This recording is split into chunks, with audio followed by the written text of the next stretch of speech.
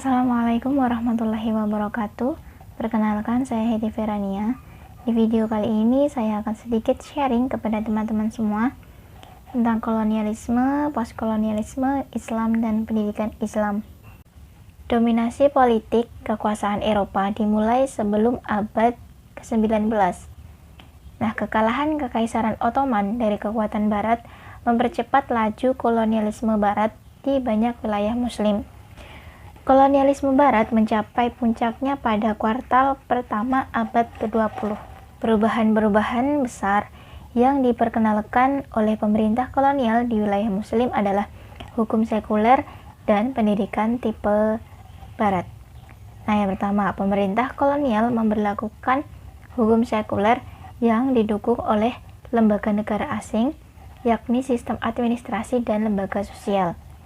Pemerintah kolonial menggantikan hukum masyarakat pribumi yang didasarkan pada peraturan Islam dengan hukum sekuler. Perubahan besar yang kedua adalah pengenalan pendidikan tipe Barat atau pendidikan modern. Nah, pendidikan semacam ini dapat diidentifikasi dengan cara mempromosikan bahasa kekuatan seperti Inggris, Prancis, atau Belanda. Pendaftarannya pun terbatas untuk sejumlah penduduk lokal tertentu serta memiliki sifat yang ganda dari sistem sekolah kolonial. Nah, dampak sekularisme ini berlanjut setelah kolonialisme, di mana banyak sekali pemimpin politik dari negara-negara yang baru merdeka atau merdeka sendiri adalah penerima manfaat dari gaya Barat, pendidikan non-agama yang berusaha memodernisasi negara mereka di sepanjang garis pembangunan Barat pada tingkat yang berbeda-beda.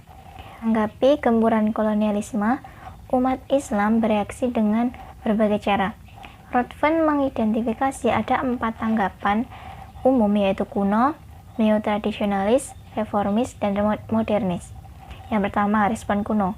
Ini dicontohkan oleh pemberontakan yang dipimpin oleh Abdul al-Qadir di Aljazair Barat, mewakili perjuangan militer Muslim melawan dan dari serangan terhadap kontrol Barat. Yang kedua, neo-tradisionalis, seperti Said Abu al-Ala Maududi yang menolak peradaban Barat modern dan berpendapat perlunya kembali ke tradisi generasi awal Muslim sebagai sumber otoritas dan persaingan.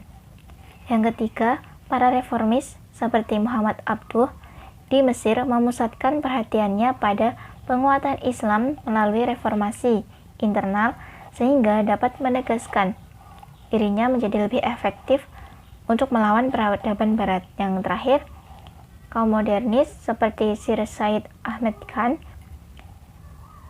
ini melihat urgensi reformasi.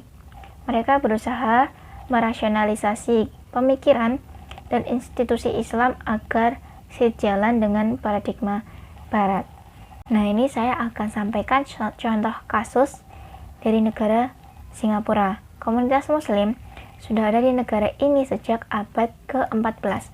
Pada saat itu, kaum Muslim sebagian besar berasal dari Asia Selatan dan Muslim Arab yang berpindah agama di bawah pengaruh Sultan Melayu. Nah, kemudian Inggris tiba di Singapura pada awal abad ke-19.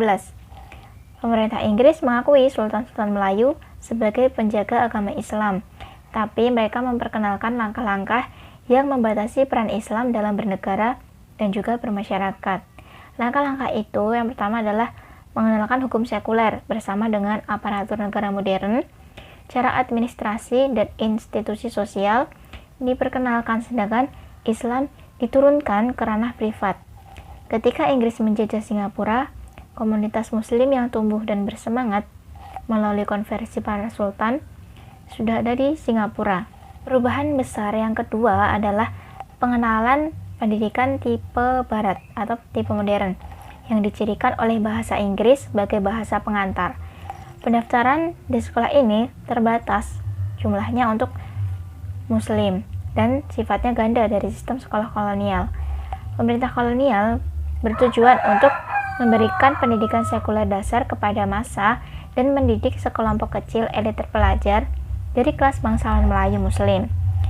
Dihadapkan dengan kebijakan pendidikan yang seperti itu, umat Islam memilih respon kuno dengan menolak sekolah-sekolah menengah Melayu dari pemerintah kolonial. Pada saat yang sama, mereka beralih ke sekolah Islam atau madrasah sebagai simbol dan fungsi perlawanan budaya dan agama terhadap Inggris.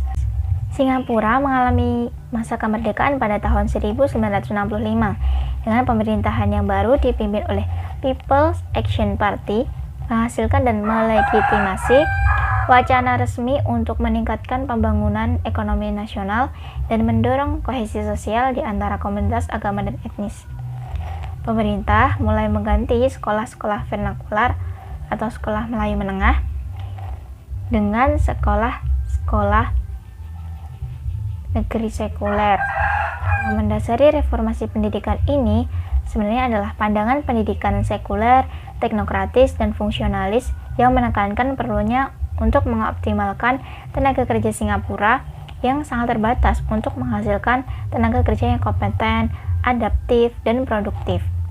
Sekolah-sekolah nasional yang bersifat sekuler dalam arti tidak mengajarkan atau mendukung pendidikan agama sebagai mata pelajaran, terlepas dari eksperimen singkat pengetahuan agama yang menyorot ajaran moral.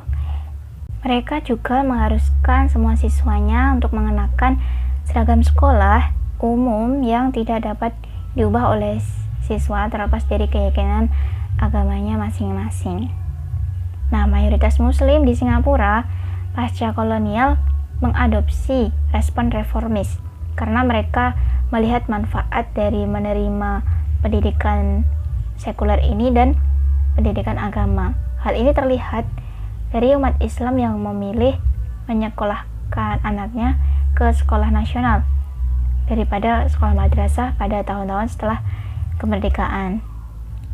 Nah, respon reformis ini juga terlihat dari para pemimpin madrasah. Mereka menanggapi keputusan banyak muslim Melayu untuk lebih memilih sekolah negeri sekuler daripada madrasah. Beberapa pemimpin mengambil langkah-langkah untuk mereformasi madrasah sehingga menjadikannya alternatif yang menarik bagi sekolah negeri sekuler dan juga memastikan kelangsungan sosial serta ekonomi sekolah dalam jangka yang panjang. Nah, saat ini umat Islam masih terbagi dalam pandangan mereka tentang pendidikan Islam. Di satu sisi ada pendidik madrasah yang mendukung respon reformis.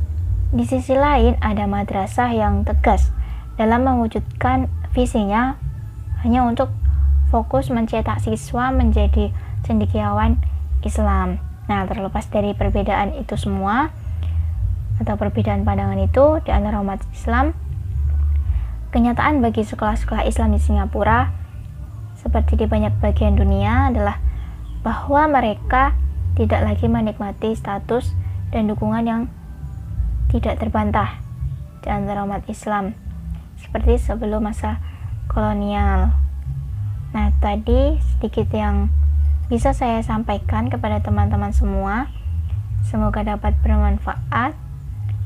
Apabila banyak kurangnya saya mohon maaf.